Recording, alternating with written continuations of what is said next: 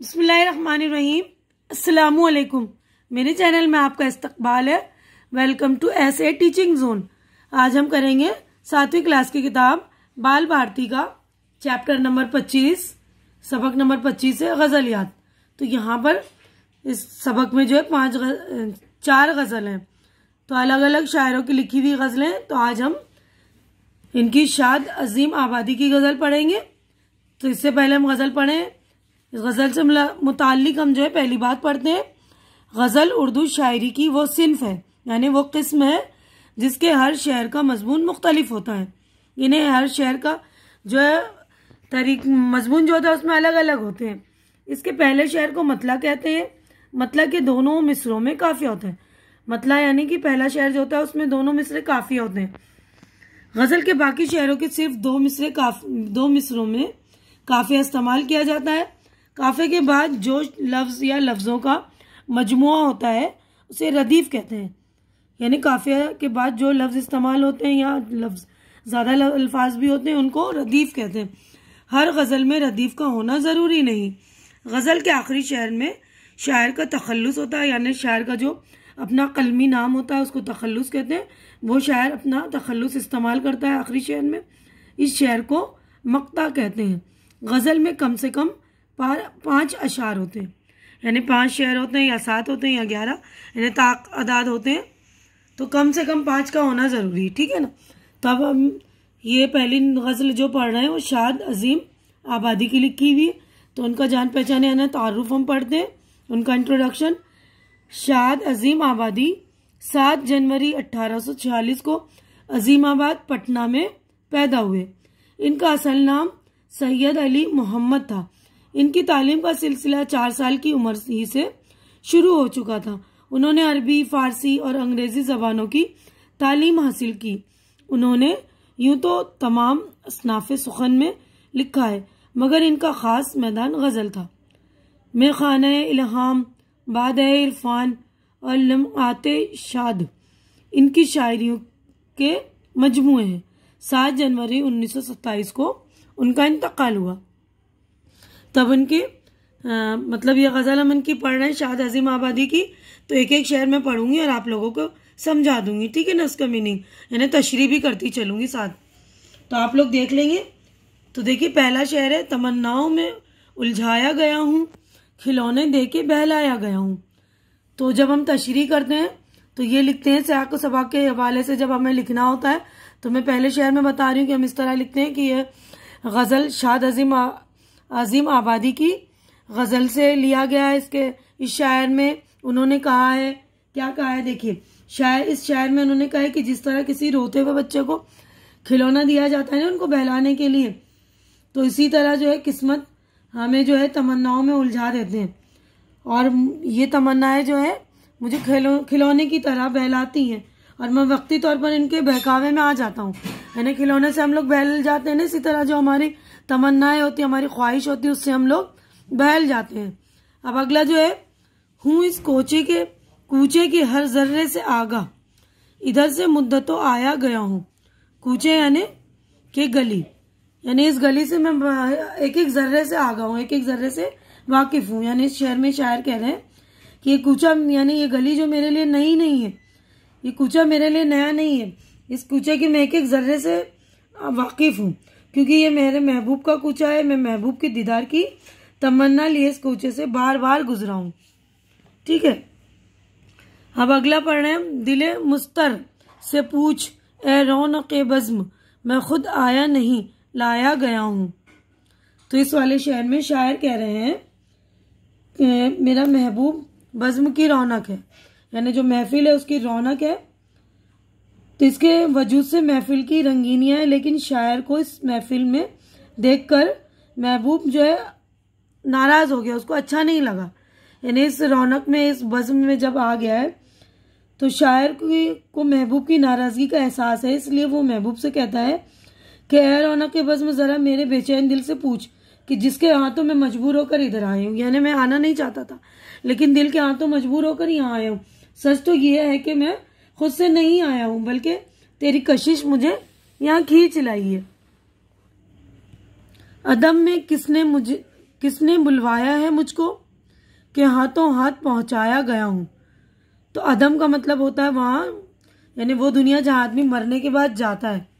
तो इस वाले शहर में जो शायर कह रहे हैं कि अदम वो मकाम है जब हम मर के जाते हैं ना, तो इसे अदम आबाद भी कहते हैं। शायर कह रहा है कि मुझे अदम में किसने बुलवाया है कि दुनिया जो है मुझे हाथों हाथ वहां पहुंचा दी। यानी मरने के बाद हम जाते हैं ना, तो जनाजा जो है कंधों पर ले लोग एक के बाद दूसरे कांधा देते हुए आगे तक ले जाते हैं ना, उसी को शायर कह रहे हैं कि मुझे जो है अदम में हाथों हाथ लोगों ने पहुंचा दिया है। कुजा में और कुजा ए शाद दुनिया, कहाँ से कहाँ जगह लाया गया हूँ। कुजा का मतलब होता है कहाँ, यानी मैं कहाँ हूँ। शायर खुद से कह रहा है कि मैं कहाँ हूँ, कि शाद मैं कहाँ और ये दुनिया कहाँ। मैं तो मुल्क अदम में आराम से था, ये मुझे मेरे वजूद की दुनिया में मुझे क्यों लाया गया, यानी इस दुनिया में क्यों लाया गया मुझे। अब मुझे इस दुनिया में अपनी जिंदगी के दिन पूरे करने होंगे, ठीक है ना। तो यानी मैं तो दुनिया में आया ही नहीं था ना, मुझे लाया गया है। मैं कहाँ था और कहाँ से मुझे यहाँ ला दिया गया, यानी दुनिया में मैं पहुंच गया हूँ, ठीक है ना। तो हमारी यहीं पर गजल हो गई कंप्लीट। अब हमारे यहाँ पर देखिए मानी व इशारात शुरू होते, यानी अल्फाज और ये मायनी है। तो मैं पढ़ रही हूँ, देखिए पहला लफ्ज है सिन्फ, इसका मतलब है किस्म। इसके बाद है मजमून, शेर में आने वाला ख्याल। काफिया, एक जैसी आवाज वाले मुख्तलिफ मानी वाले अल्फाज, यानी आवाज तो एक जैसी होती ना, जैसे बहलाया, उलझाया, लाया, बुलाया, पहुंचाया, तो एक जैसी आवाज है तो उसको बोलते हैं हम काफिया। लेकिन मानी मुख्तलिफ ही होते हैं उसके, है ना। तखल्लुस, वो नाम जो शायर अपने लिए खुद रखा हो। तखल्लुस वो होता है जो शायर का असली नाम तो नहीं होता, लेकिन अपना कलमी नाम एक तरह से होता है जो शेर व शायरी लिखने के लिए वो अपना नाम रख लेते हैं। तो उसके बाद देखिए आगा, जानने वाला, दिले मुस्तर, बेचैन दिल, अदम, वो आम, वो आलम। आलम यानी वो दुनिया जहां आदमी मरने के बाद जाता है। कुजा, कहाँ, तो ये अरबी, ये फारसी लफ्ज है कुजा, ठीक है ना। तब उसके बाद देखिए यहाँ पर हमारे जो है सवालात शुरू हो जाते हैं। देखिए तो इसके जवाबात भी मैंने आप लोगों के लिए रेडी कर दिए हैं, तो आप लोग ये जवाबात भी लिख लेंगे। देखिए 6 सवालात हैं, इसके जवाबात मैंने आप लोगों के लिए रेडी कर दिए। इससे पहले आप लोग जो लोग मेरे चैनल पे नए हैं या जिन्होंने मेरे चैनल अब तक सब्सक्राइब नहीं किया, या जो मेरे चैनल पे पहली बार विजिट कर रहे हैं, तो प्लीज मेरा चैनल सब्सक्राइब कर लीजिए, क्योंकि चैनल का सब्सक्राइब करना बिल्कुल फ्री। आप लोग चैनल सब्सक्राइब करते हैं तो मेरी हिम्मत बढ़ती है, तो प्लीज आप लोग मेरी हिम्मत बढ़ा दिया कीजिए। और आजकल लॉकडाउन चल रहे हैं, बहुत सारे बच्चे ऐसे हैं जिनके पास बुक्स वगैरह नहीं है, तो उन तक भी मेरी वीडियोस को शेयर कर दिया कीजिए। आपके दोस्त हैं, कोई कजिन्स वगैरह हैं, ठीक है ना। तो मैं आपको जवाबात बता रही हूँ। देखिए पहला सवाल है, गजल के पहले शेर को क्या कहते हैं। तो हमने अभी पढ़ा है ना गजल के पहले शेर को, देखिए लिख भी दिया मैंने। आप लोगों की सहूलत के लिए मैं लिख रही हूँ किताब, ताकि आप लोगों को आसानी हो, लिखकर आप लोग अपनी कॉपी में उतार लीजिए अच्छी तरह से, ठीक है ना। गजल के पहले शेर को मतला कहते हैं। रदीफ किसे कहते हैं। काफिया के बाद जो लफ्ज या अल्फाज का मजमुआ होता है उसे रदीफ कहते हैं। शाद का असली नाम क्या है। शाद का असली नाम सैयद अली मोहम्मद था। इस गजल में कौन से काफिया आए हैं। इस गजल में काफिये उलझाया, बहलाया, आया, लाया, पहुंचाया आए हैं। इस गजल की रदीफ क्या है। रदीफ यानी जो बार बार लफ्ज इस्तेमाल होता है ना आखिर में शेर के, इस गजल की रदीफ गया हूं है। छठा सवाल है, रौनक बज़्म से शायर क्या कह रहा है। रौनक बज़्म से शायर कह रहा है कि मैं खुद नहीं आया बल्कि लाया गया हूं। अब अगला सवाल हम देखते हैं। देखिए ये हमारे 6 जवाबात हो गए। उसके बाद यहाँ पर देखिए मुख्तसर जवाब लिखिए, तो इसके भी जवाबात मैंने रेडी कर दिए हैं। देखिए पहला सवाल है, गजल किसे कहते हैं। तो हमने पढ़ लिया है, फिर भी मैं आपको बता रही हूँ। देखिए गजल उर्दू शायरी की वो सिन्फ है, वो किस्म है जिसके हर शेर का मजमून मुख्तलिफ होता है। इसके पहले शेर को मतला कहते हैं। मतला के दोनों मिसरे में काफिये होते हैं। मतला यानी पहला शेर होता है ना, तो पहले शेर का दोनों जो होता है मिसरा काफिया। काफिये के बाद जो लफ्ज या लफ्जों का मजमुआ होता है इसे रदीफ कहते हैं। हर गजल में रदीफ का होना जरूरी नहीं।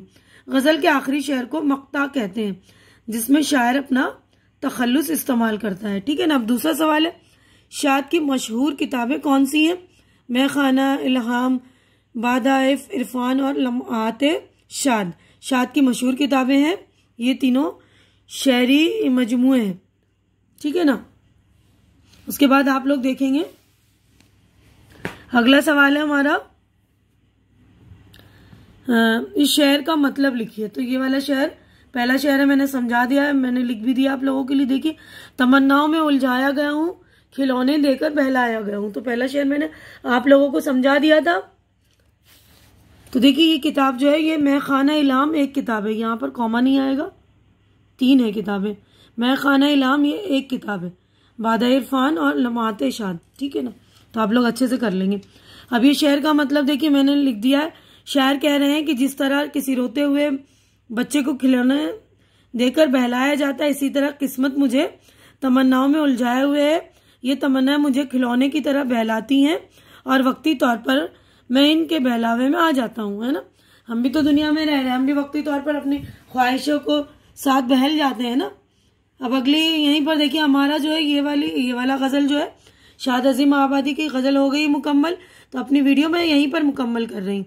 तो अगली गजल जो है निदा फाजली की हम अगली वीडियो में करेंगे, तो वीडियो भी आप लोग मेरी देख लेंगे। यहीं पर मैं अपनी वीडियो कंप्लीट कर रही हूँ। उम्मीद करती हूँ कि आप लोगों को मेरी ये वीडियो अच्छी लग रही होगी।